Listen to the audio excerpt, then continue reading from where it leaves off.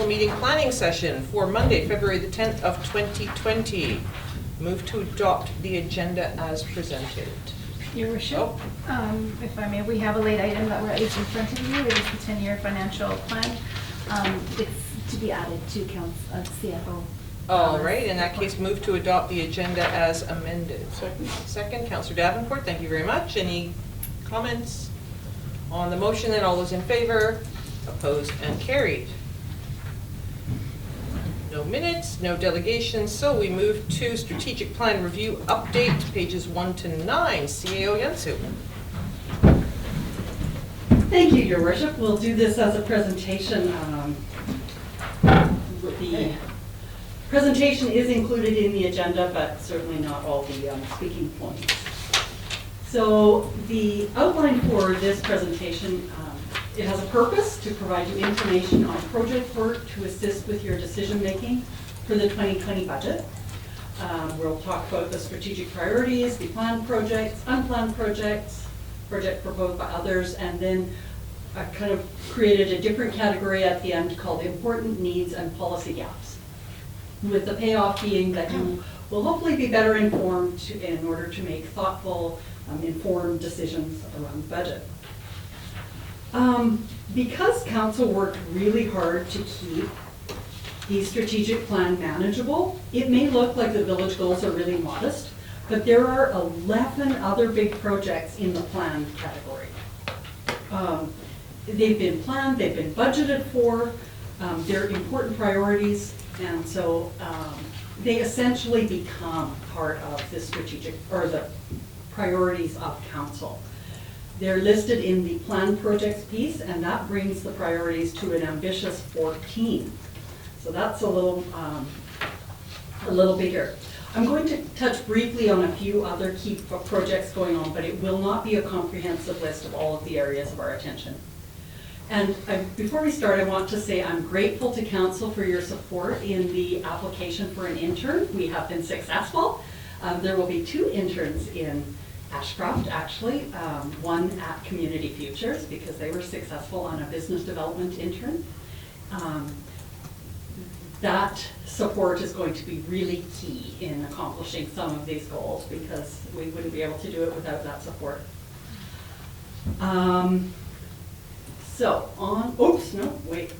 Here. Most of the evacuation route planning is complete, but LiDAR data from Fraser Basin Council is expected by the end of March, which will help us to do a much more, a finer evacuation route. Right now, the scale that we have to work on works in 20-meter increments, whereas LiDAR data works in like centimeters, maybe millimeters, I don't know. So in terms of trails and possible even rough roads, those sorts of increments become pretty important. So the part of that first one is to also update the emergency response plan. And traditionally, the TNRD has always helped the communities in the TNRD region with their emergency response plans. We've been in conversation with them, and as you know, the province is updating their Emergency Management Act, and some of the proposed changes will have real implications in ERPs, or emergency response plans. So we've been in conversation with the TNRD, and their preference would be to wait until the new act is in place so we know what to work with and update the ERPs at that point. So in my conversation with their emergency program coordinator, we've kind of worked out some alternatives. We'll be updating the contact list for sure, and a few other key pieces that date fairly quickly. But the pieces that relate more to legislation, we'll hold back off on those potentially. It certainly is a valid reason for delaying this strategic plan. We don't yet know when the ledge is proposing to look at this legislation, so I don't quite know, but just when that will be. But the TNRD's preference is to update ERPs after the legislation is in place. I want to take a moment to say that this goal and the third goal in the strategic priorities look like they were born, or seem to have risen in the public importance anyway, out of the 2017 wildfires. In thinking about what all is involved in emergency preparedness, we've taken a number of additional actions. So we won't just have an emergency response plan. We'll have a better, we'll be prepared. We have some new people here at the village, so you know there's some training needed just in how we respond to emergencies. And so some of the things that we've looked at, we did an emergency operations center or an EOC readiness assessment with the help of the TNRD. We applied on a grant for fire department training. We intend to apply on a Fire Smart grant if council is supportive of that. We've created a protective services director position, which is in the budget, which will include emergency program coordinator duties. We're in the process of updating the fire governance documents, which will be one of the tasks set to the intern because that's quite a big job. And what it really relates to is some of them are quite old. And so some of the references in those documents are not necessarily consistent. So it's just making sure that everything is consistent and that the documents are appropriate. If we are approved to apply on a Fire Smart grant, and if we are successful, we will have the new emergency program coordinator implement some Fire Smart strategies for our community. We are in the process of forming an emergency preparedness committee, and that's based on the BSEMS, or BC Emergency Management System model. And so it includes representatives from a number of agencies, the ambulance, the police, the fire departments of Cache Creek and Ashcroft. It ended up being 22 people invited to this. Now the BSEMS model also recommends an executive committee, and that is the elected officials.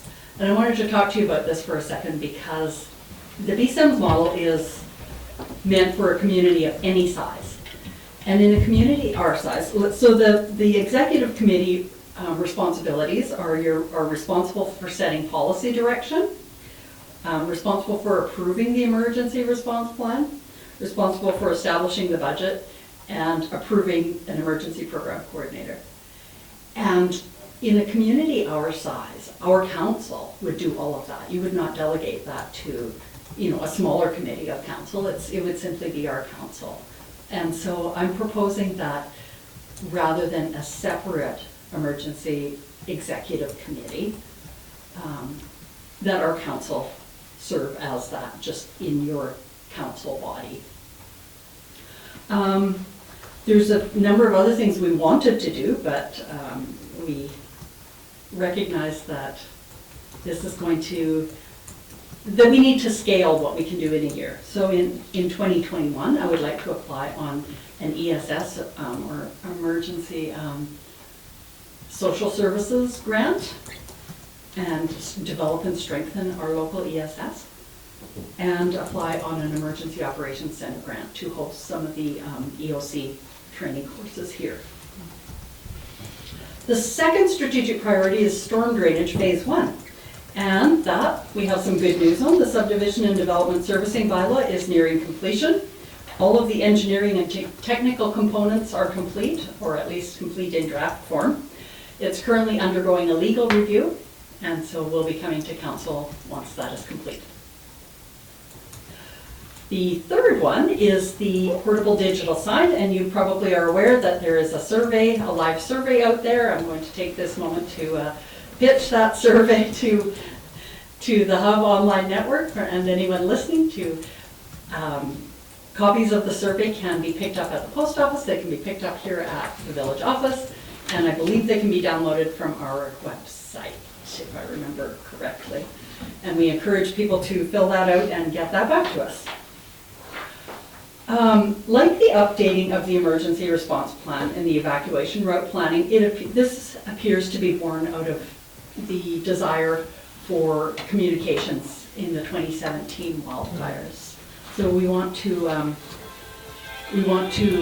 respect that desire and meet not just the letter of it, but the spirit of that priority that council has put forward. So our planned projects, the water treatment plant is always at the top. It's a big project and is still ongoing.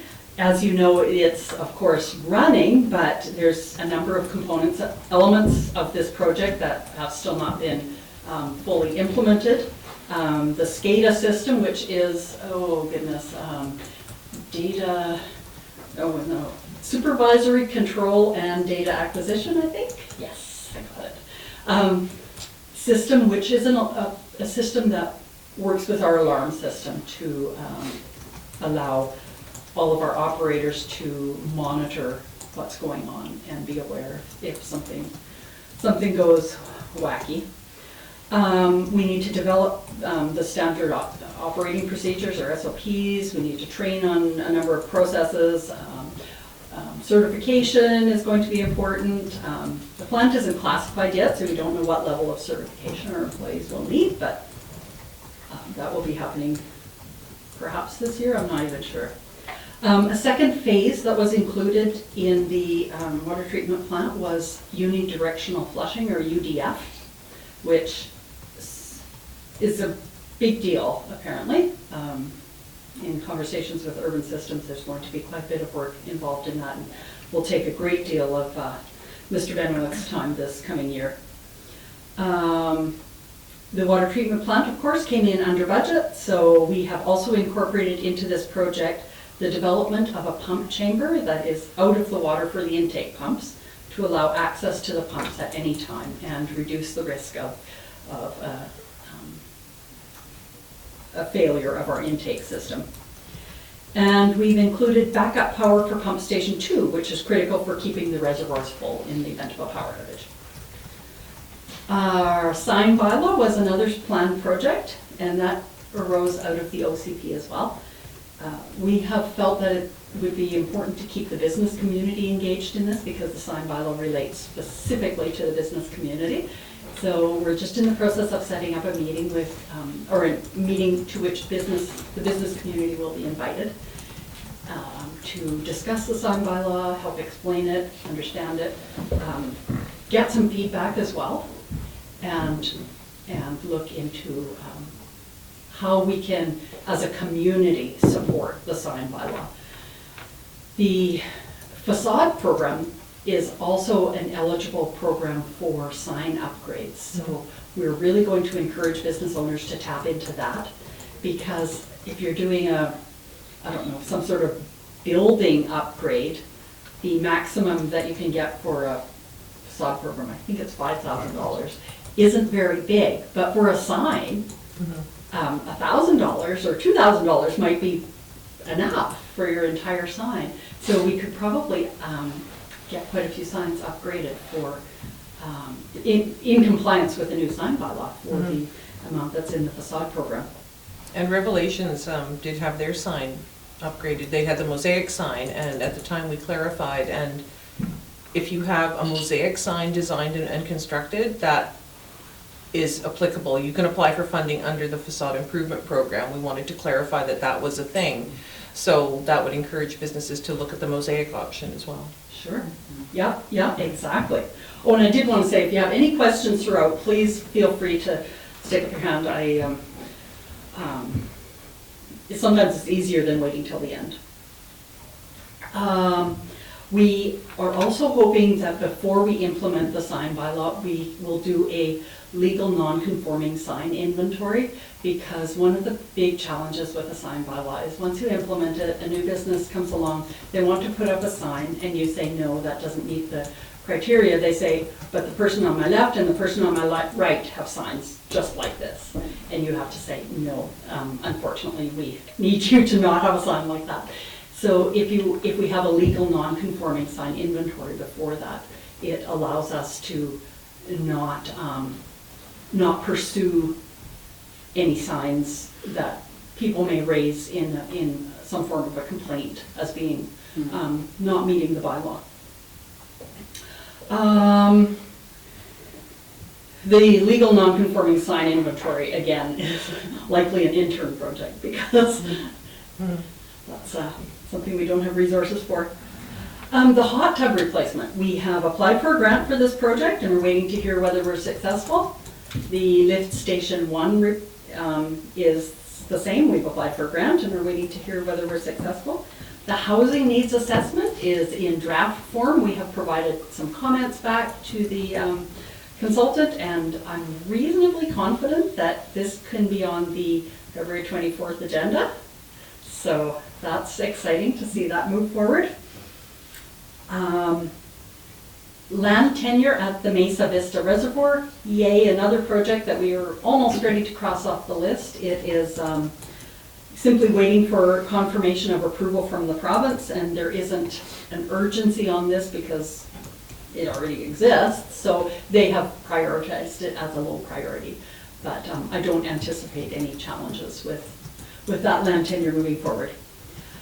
The North Ashcroft Reservoir twinning can't happen until we have tenure to that land. We cannot be building reservoirs on land we don't have tenure to. So that relates to the next project, which is the land tenure for the North Ashcroft Reservoir. We've begun the process of that tenure acquisition. It will be a long process, as you all know. The land is in the ALR, and that's not an easy nor a quick process. My apologies to council too. Some of this information you already know. I've probably told you often enough that you're getting tired of hearing that, but not everyone in your public knows that. So we'll just do a recap anyway. The next one is the Economic Development and Tourism Strategy. And again, that's in draft form. I know our Deputy Corporate Officer and the consultants have been going back and forth on just some amendments, and it's getting down to the really minor amendments, as in misplaced commas or misspelled words. So it should not be too long before that's ready for council review as well. That will be interesting to see that come forward, because that's kind of the roadmap for how we roll out the marketing of our community. Just as a kind of ancillary to this, has the hotel study anything been done with that to circulate that, publish that, get that out to whomever might be interested in coming here to look at building a hotel? And I just say this because I know that every single hotel room in Cache Creek has been booked solid, and I know there have been complaints from some of the crew about some of the accommodation there, and it really drove home again the need to market that study to the appropriate bodies so that we can let people know that not only do we want and need a hotel here, but we have the report to show that it is a viable thing. Exactly, and it sounds like you've been peeking at the ECDev and tourism strategy, because that's one of the goals in there. Okay. Is more effective marketing of that, or use of that study to market this community for a hotel.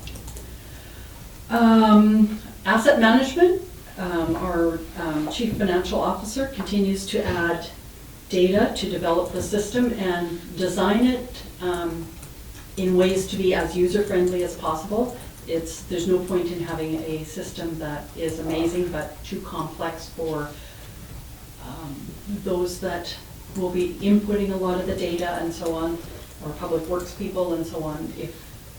If it's a system that's too difficult to use, then it won't be effective because it will not have all of the required data in it. So he continues to work on that. And finally, we have the heat alert response system pilot project that was engaged in with Interior Health. So we're still in discussions with Interior Health as to what it would look like if there was a heat event.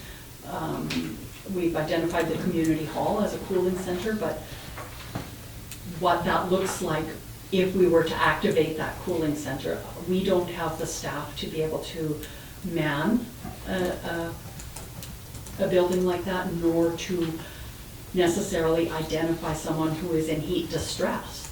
And so those are some of the risks that we need to think about before we proceed with that. Now, on unplanned projects, we've been in discussion with the Seniors Association, and they've been wishing to improve the accessibility of their center, because it's in the building here, and it's up a half a flight of stairs. There is a ramp, but that ramp no longer meets code. So they've asked about the possibility of this. The door is also designed as an out-only door, so someone needs to know if someone requiring the door is coming in, and someone from the inside can go and open the door and hold it open. So they are willing to apply on a New Horizons grant for this. Our public works foreman has done some costing of the project for this. We're in the final stages of that. We've provided them that estimate, and if they want to proceed, then we'll bring that forward. We'll have them bring that forward to council for to decide whether we want to make those improvements at this building or to this building. The whistle cessation report, well, they will be in town this week doing their study. So after the study is complete, I don't have a sense in my head of the timeline when the report will be generated, but we were told this spring. So that one's coming close to completion as well. And then there's the curling facility, or the curling rink. I think council all knows Technical Safety BC requires a new chiller for the curling rink, and 3 quotes have been received: $120,000, $153,000, and $251,000. The lowest quote does not include a condenser, and a condenser is a component needed to change the rink from using a constant source of fresh water, or fresh treated water rather, to using a closed loop system of water. So that would really reduce the demands on the new water treatment plant. None of these quotes include the electrical work needed for a new chiller, nor the upgrades needed to put that condenser on the roof. So those will be additional costs for any of those quotes. You're also aware of the building condition assessment that the village commissioned. It requires approximately $800,000 worth of work over the next 20 years with some immediate work.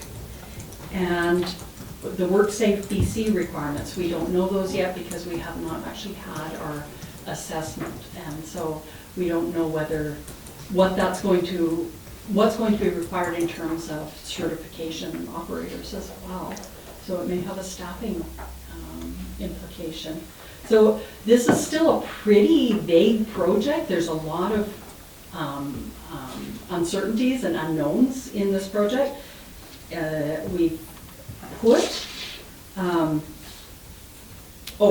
first of all, we do have about $60,000 in the reserve for the rink. The TNRD has agreed that they would be willing to contribute $30,000, and NDIT, the curling rink the curling club had agreed to apply on a grant for NDIT funds for this, but in conversations with the grant writer and so on, the CFO has let me know that it would be smarter if it were the village applying for that grant. So we'll be bringing that request forward to council for approval. But altogether, those only equal about $120,000. And right now, with all the uncertainties, or not counting the uncertainties, we're probably up to 170 already. This for a project that started at 60,000, so it's growing by leaps and bounds. To incorporate this project into the budget and still maintain only a 2.5% tax increase, the shortfall will need to come out of the funding reserves that council has set aside for other infrastructure. It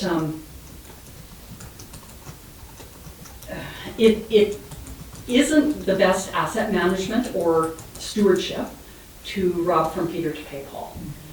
Really, we should be doing this more cleanly. And so if council were to look at another alternative, that would be to put that approximately additional 5% tax increase onto the taxes, which would allow your reserves to remain where they belong for the infrastructure that they're intended for.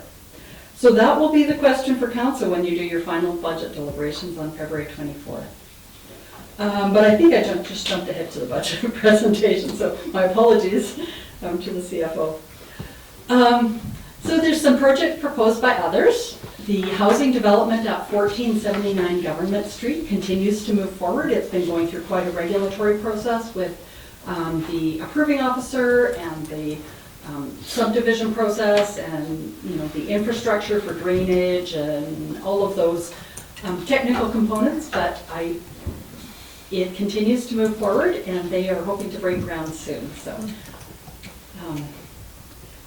they expect to see a marketing office in the downtown area soon where the public can become more informed about the project and also look at purchases if they're interested.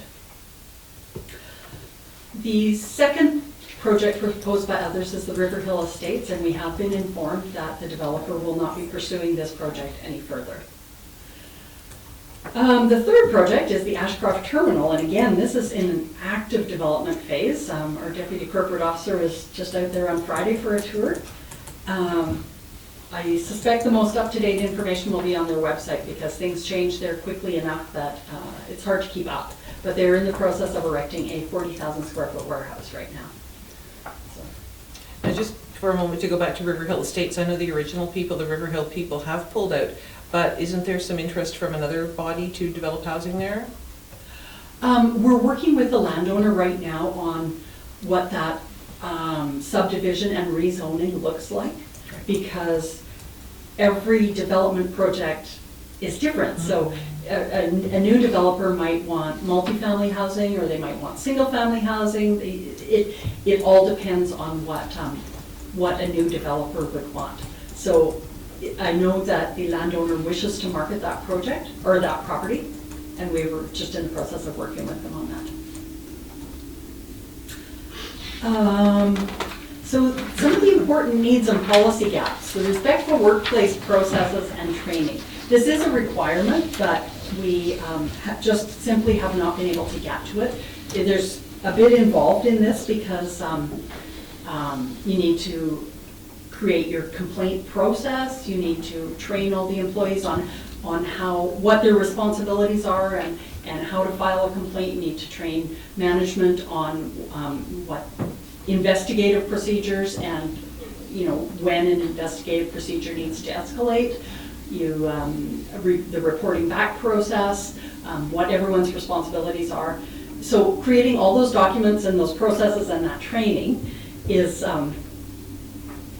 it's a project, and so we've dedicated that to the intern. And as far as climate change action, we council improved solar panels on the water treatment plant, so we're hopeful that they will reduce the carbon emissions generated by the plant. And several comments at the community forum that we had held in fall were around bike racks. So another option for council, if you wanted to look at some climate change action that is pretty low cost, is the installation of bike racks, because bike racks do help encourage active transportation, which has a far lower carbon footprint. So that would be one option for council.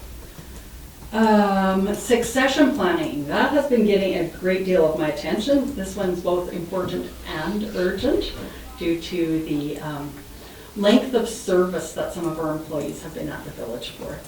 So there's a lot of elements to successful succession planning. Being able to attract and retain good staff is key to consistent and reliable service delivery. So, and since the succession planning here likely involves an organizational restructuring, it means more components than that yet. Council has, I'm grateful that you've so far supported that restructuring that was presented in the budget. And that will help us to address some of those risks in succession planning.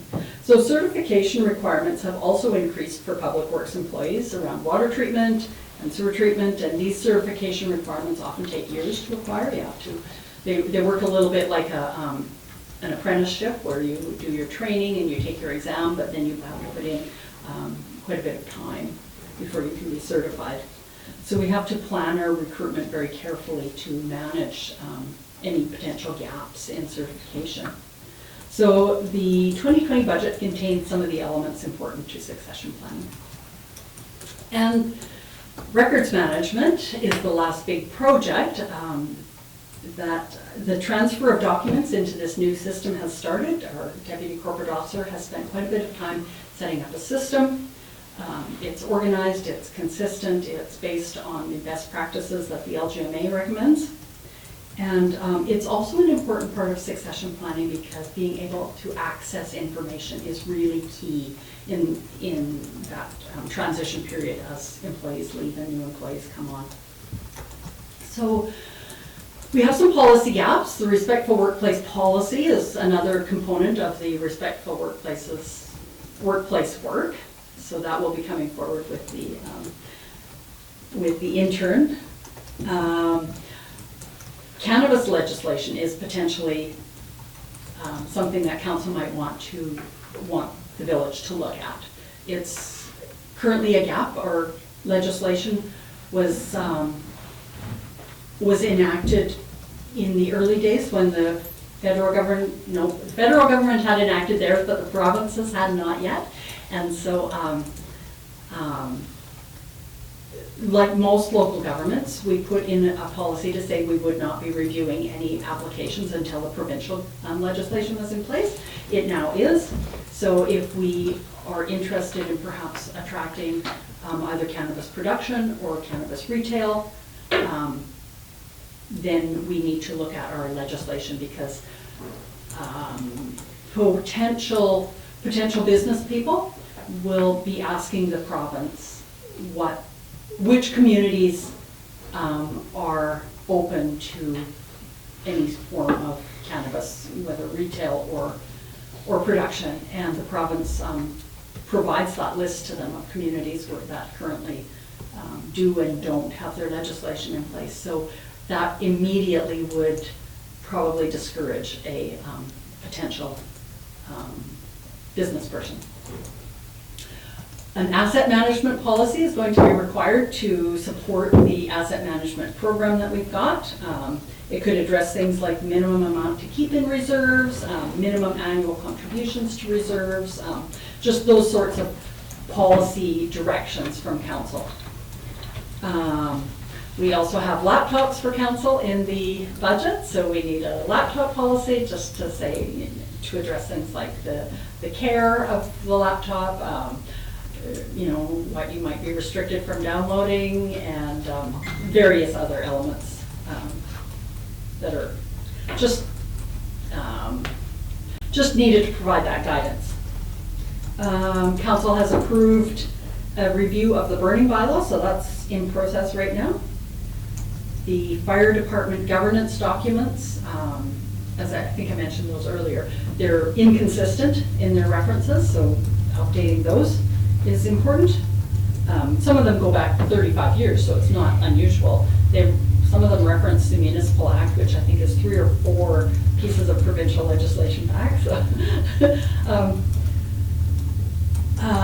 Council meeting policies, you all know that first reading of the council procedures bylaw has been, you had that at the last meeting, and so what that bylaw did was it incorporated some of the meeting requirements that were laid out in policy before this, and so we'll be looking to repeal some of those policies and so on.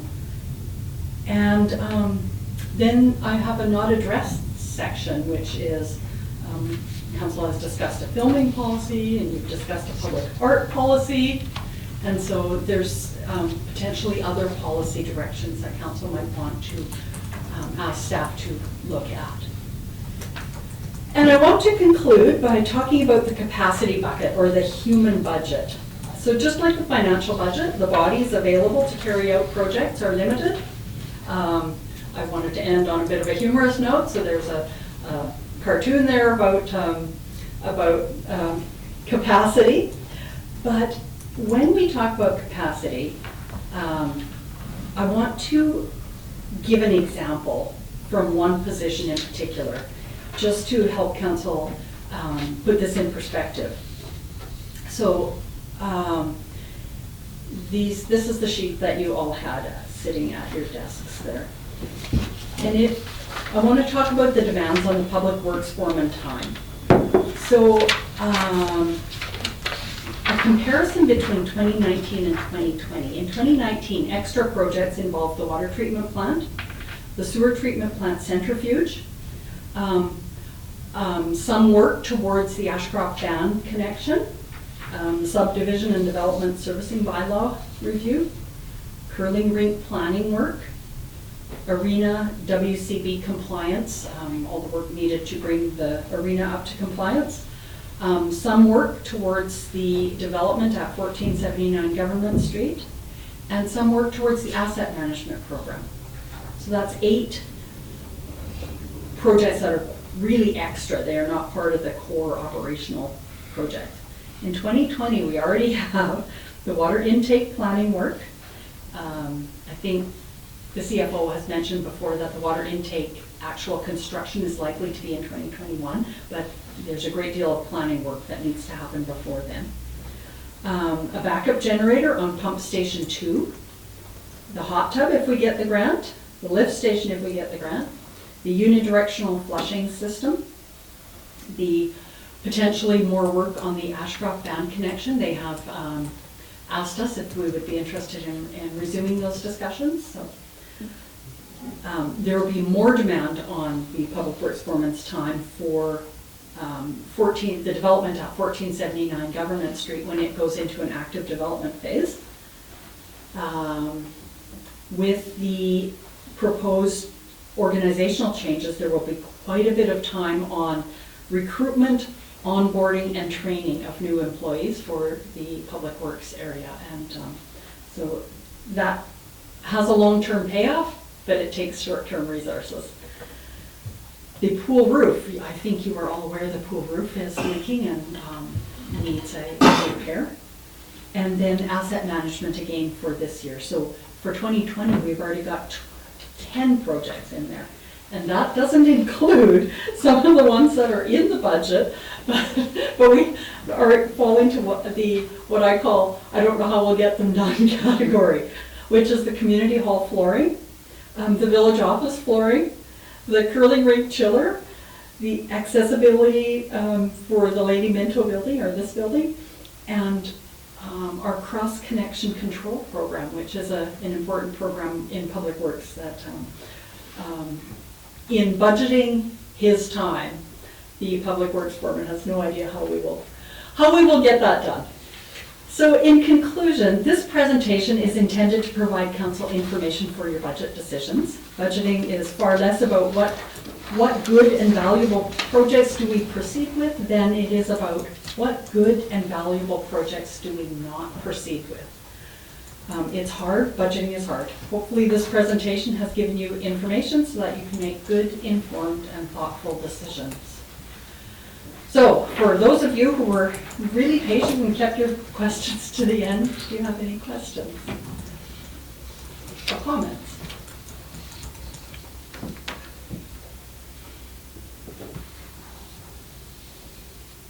Councillor Anderson? Thank you.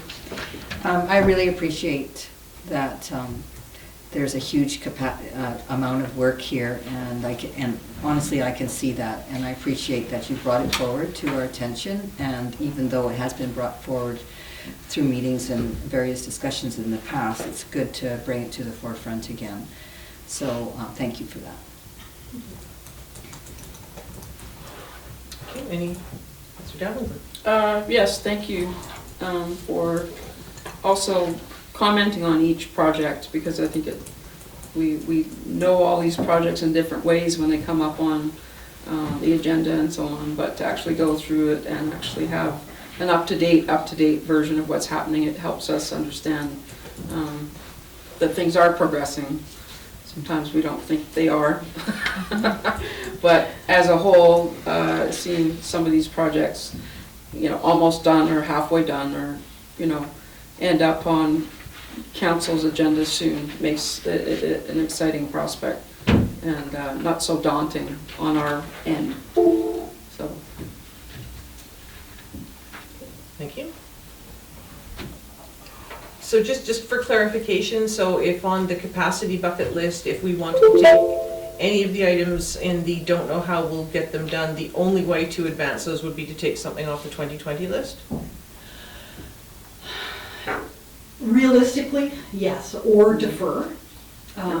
Either something on the 2020 list or something on the don't know how we can get them done list.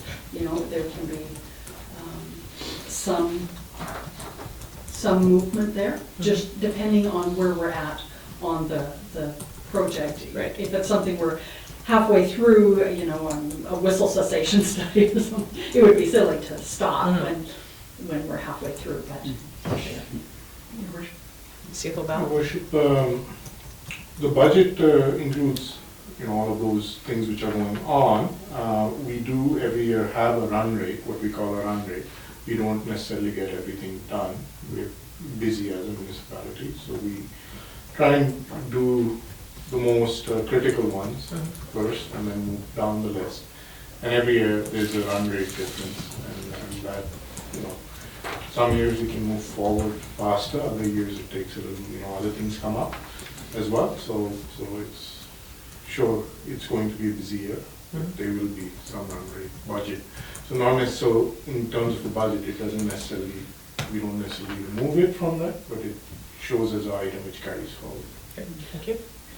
I think, Your Worship, you were the one who noted that you've seen the village office flooring on the project list for several years, let's just say. And I think that's a perfect example of what CFO Lola is talking about.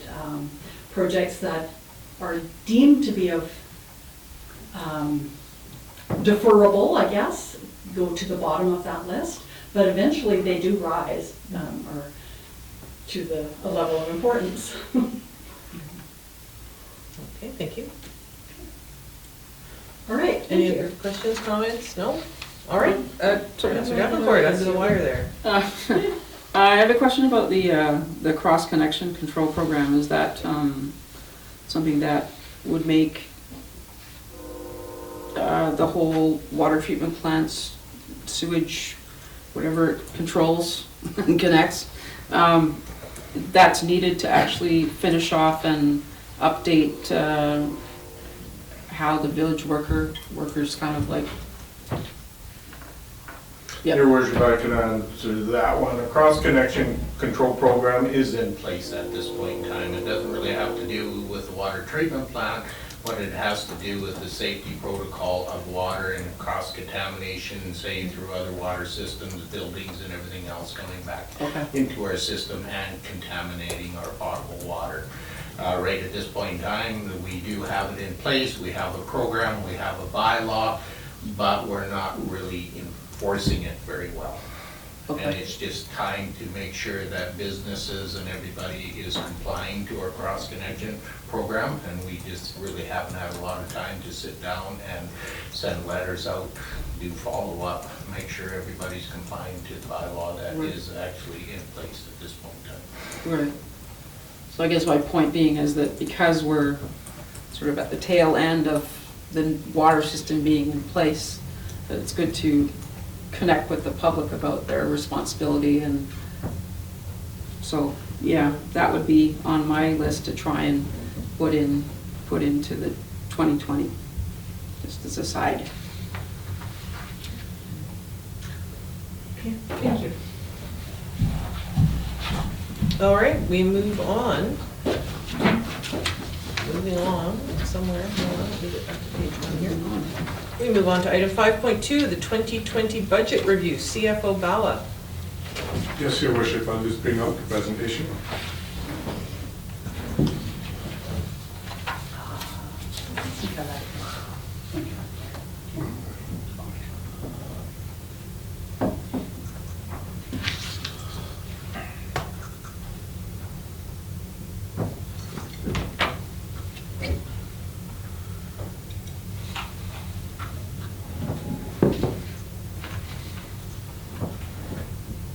So, picking up from where we left last time, I do want to reiterate something. I have highlighted those items, and those are that we're seeking grants. So the applications are in progress for the lift station and the hot tub replacement and the asset management. These get included in the budget, but these are still applications. We haven't gotten approval yet. But we do try and anticipate what happens in the next year and budget accordingly. So just to clarify that. And just to make sure I'm remembering this correctly, when we were looking for a quote for a hot tub to apply for a grant initially, so we knew how much, we only received the one reply, was that correct? And that was for $172,000? That is correct, and that went into the, they found it adequate, given our reasons, are where we are, our location geographically, and, that went in, and they accepted it as an application. Right. Your worship, if I can speak to that we did apply for 3 grants. We had one person that gave us a budget proposal. Second person did not want to propose a budget. Third one wouldn't come out and look at the project unless we personally went in and see them. So we did try to get 3 proposals, but we were only successful for 1. So in the future, we can follow farther up with it. Right. No, I know there were difficulties getting people to actually come up with a hard and fast quote.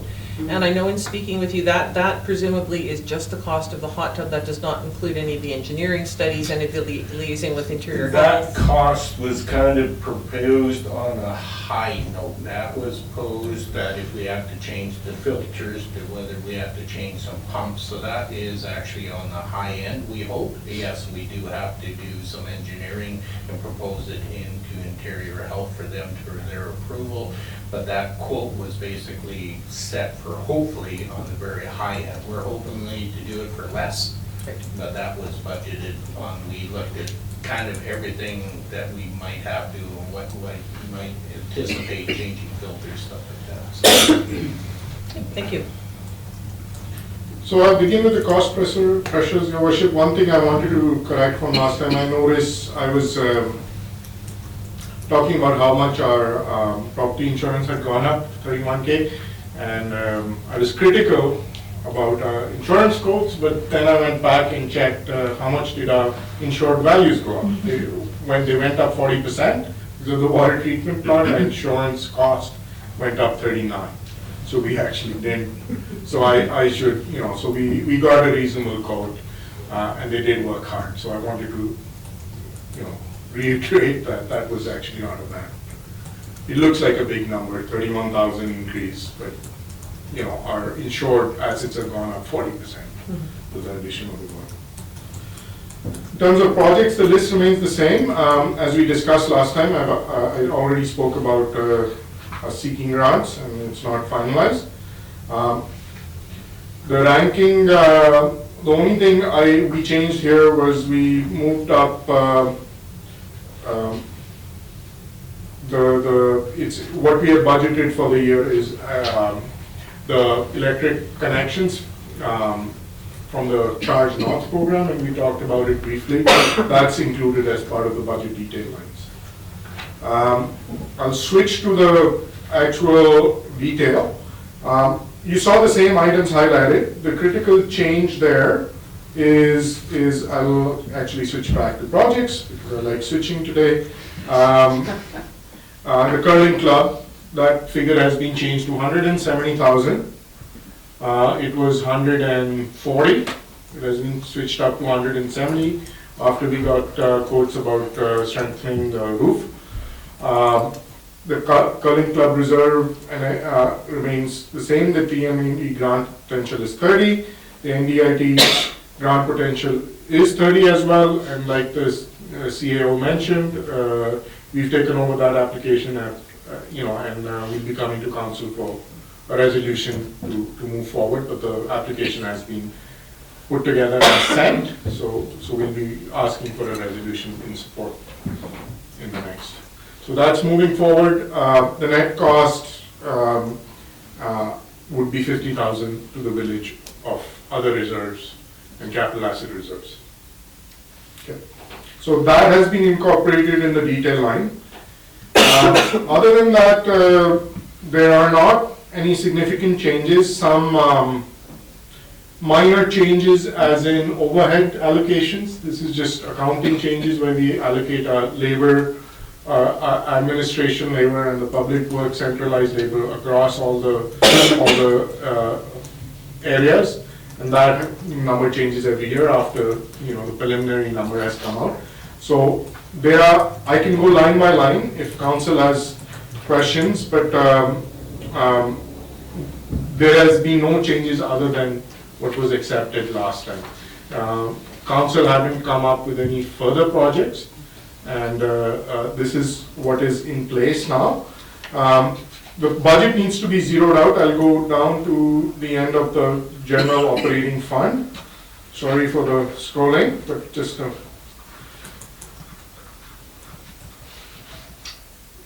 so it's always balanced to zero, and that would mean that in your budget papers it shows about a surplus of about 13. That goes into current year surpluses or set aside, so that it balances off to zero. That's one of the requirements, that the budgets balance off to zero. So I will adjust that. We're not changing any budget items, but that leftover amount. So similarly with water, and water is also balanced to zero, and so is sewer. So those are the minor changes from the budget as it was presented last time,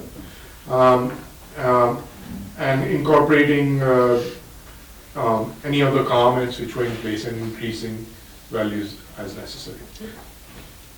Just a question regarding the utility bills, which I know are hitting doorsteps, because I've had 2 requests for people to clarify why their water and sewer rates have gone up over last year. And I know it says on the utility bill that some seniors may qualify for a 5% discount. Is that the remnant of the senior discount that used to apply to everyone with someone 65 or older? That is correct, Your Worship. So what has happened is we reduced it over 5 years as well, 5% a year lower. So this is the last year of that seniors discount, which applies to everybody for 5%. The 10% discount will continue to apply to seniors on income assistance as well as seniors with disabilities. Right. So that was a resolution council made to continue that indefinitely. So it instead of giving everybody discounts, it is now focused on people who need the discount. Now, can I ask how or if that is advertised to residents of Ashcroft? Because I know it says on the bill 5% for all seniors, but there's nothing there to indicate that seniors with the guaranteed income supplement or with disability supplement, how is that made, how are people made aware that that is available until such time, if ever, as the bylaws change? It has not been advertised on the bill itself, but we can put something for the next year and make sure there's a comment at the bottom which says that is available. And perhaps we can put something in the newsletter saying that continues so that the public is aware. Mm-hmm. I'd like to see that on the bill, because I think that if it's not there, people won't inquire about it, they won't know. And I think it's important that it does go on the bill so that people know that they can apply to see if they do qualify for it. And I'd like to see it in the newsletter for this year so that people can know that it is available, or that they should at least inquire. We can also put something on the website saying those continue. Thank you. So the only other thing I wanted to add to this, because now the budget is clear, unless the council has a desire to discuss any more projects or that would change the budget. Has anything, Your Worship, has anything come up which you consider should be added on to this year's budget? Nothing emergent since the last time we discussed it, nothing in addition that I've seen in addition to what is already here. And I just had a question too, on page 13 of the budget, under local government, 116312, landfill. Do we have in place a similar agreement with revenue sharing to what we had with the previous Cache Creek landfill? A different agreement, Your Worship, and it's I think, a little bit better agreement in terms of revenue share for ourselves. Yes, there is a agreement in place were the second phase 2, or whatever they call it, were it to get started again, we would have a revenue share Okay, so, of that as well. because I know that Belcorp is hoping to get the Campbell Hill landfill up and running in the spring of this year, so once that starts, there is the potential for revenue sharing for 2020 from that. I have not budgeted anything for that, No. because the discussion has been in place for a few years. So once we do see, something coming this year, we'll budget something for next year. So. Right. But no, I mean, there is the potential this year to see some revenue sharing from the landfill. Excellent news, if it does happen. Yes, thank you. Any questions, comments? Clarifications, anything? Apart from thank you for, again, the excellent, very clear budget presentation. So the last late agenda item I added on was this translates into what we call the long-term financial plan. It's this big spreadsheet which basically extends the budget to 10 years, and it relates to capital, not operating items, so really impact on capital. This ties back into our asset management planning, and if you look at the bottom, there's a bunch of reserves. I'll pull it up on the spreadsheet. These reserves, these are the starting balances of 2020 plus any additions or subtractions in the current year, and then that gets extended out. And there's a graphical presentation when we look at the asset management plan, which lets me track the cash flow in each fund and as a total itself, and see how we're doing on our reserves and how they look forward with all the planned projects coming up over the next 10 years. Sometimes this gets extended up to 20 years, but beyond 10 years it becomes an exercise in very vague estimates. So we limit it to 10 years, which provides us, fairly good rolling 10-year data on what we anticipate the capital to be. So this is all the different things we discussed in the budget, all the public works priorities, which had a capital impact, added on to this list and dated across in terms of incorporating grant portions as well as what it would cost on an annual basis. This information will also flow into the 5-year financial plan on the capital side of things. I say capital, but a financial 5-year financial, as it's legislated, tends to combine capital and operating in on one grouping, so it doesn't really separate capital and operating, but we separate this in addition to get a better grasp of what's going on. Thank you. The only other thing is our reserves are where they sit. We have $4 million in reserves but in comparison, we will look at the adequacy of these reserves and where we should be when we discuss the asset management side of things. So it looks large, but do realize we've got $52 million in assets, excluding the water treatment plant, which will add another 8 to 10 million. Well, more than 10 million after all the stuff is done. Any questions, Your Worship? No, I think, thank you very much for that. Again, as I say, very comprehensive.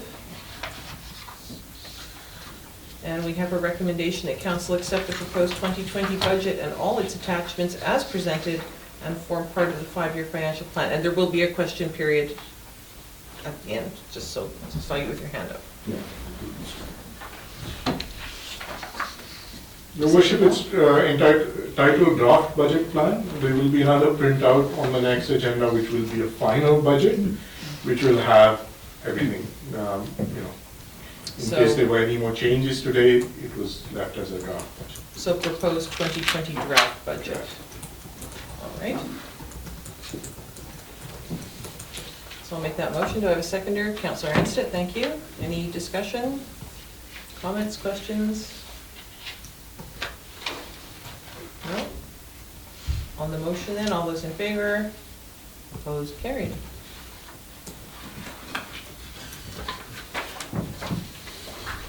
All right, we have no bylaws for discussion. We have no staff reports unless there's a late report. No. We move on to question period. Mr. Tedford, I gather you might have a question? Just Comment? two, I think. On page 14, line 12131, there's an increment of almost $82,000, $82,000. New item, 25% village share, Sorry, which Of page the are we on interim. here? Page 14. 14, 14? about 2/3 of the way down, Okay, under administrative personnel. okay. Daniela's moved from DCO to CO, and incremental supervisor, all adding up to $82,000. I wondered what incremental supervisor meant. And incremental oh, that is the new emergency protective services officer? No, that falls. Is that, or? No, your worship, this is, if I may, Hmm? this is rolling in all the administration and a proposed, because position of a public works supervisor. Mhm. And I say incremental supervisor, meaning the difference between what public works, that position was changing to, and what would be their cost. I see. Okay, which was brought up at the meeting 2 ago. Okay, so that makes sense. And then a quick question about the HARS thing that CAO Yanchu mentioned in her opening. There's a $25,500 allotment this year for that. That was there last year and not used. That's a deferral from previous that you just noted again, and we may or may not use that $25,000. Well, Interior Health says we will this year, so I hope they do get their project finished. We didn't last, but we hope. Oh, yeah, and we did defer, they gave us 12,500, which they had to be extra accounting entries, to bring it in, bring it back in, put it back into deferral. Hopefully it gets used and cleared up this year.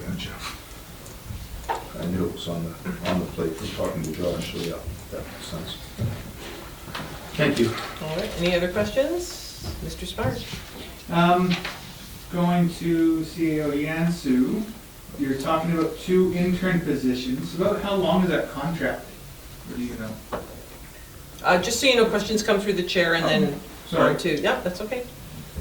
So regarding the 2 interns, well, just to clarify, the 1 intern position with Community Futures is nothing to do with the village. It's Northern Development Initiative Trust, and they have, I believe, 3 business development interns, and that's a partnership with Community Futures, and the Ashcroft community, or Sun Country based in Ashcroft, is part of this first intake between NDIT and Community Futures.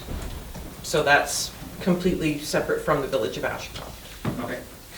But we have got the 1 intern coming here, and that is, I believe, a 6-month term, is it for the, initially, CO answer? It's for a 1-year term, your worship, understanding that if there isn't the opportunity for an intern to acquire a permanent job in their host community, they are at some point during their term looking for work. And so when interns don't have that opportunity or choose not to use an opportunity to stay in their host communities, it typically will not be quite a full year. And for the curling facility upgrades, there was talk of, so this current year, there's a 2.5% increase in taxes. And then there's talk of another 5, or is that another 2.5% to make it 5 in total?